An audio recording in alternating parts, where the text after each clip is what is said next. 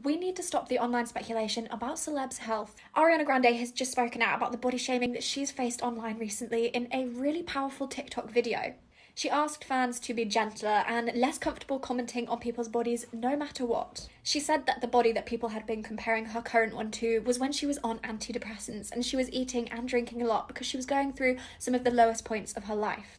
Now, she says that she's healthy, and it's important to remember that healthy looks different on everyone. It should go without saying, but celebs don't owe us anything when it comes to sharing online. And if they're not talking about it, we probably shouldn't be. But when celebs do make the decision themselves to open up about what they're going through, it can be really powerful.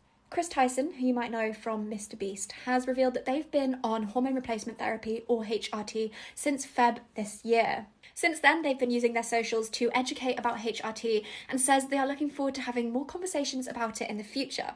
Now, choosing to talk about such personal things to such a large audience, especially when it comes from a place of speculation, must be hard. But do you think it's important?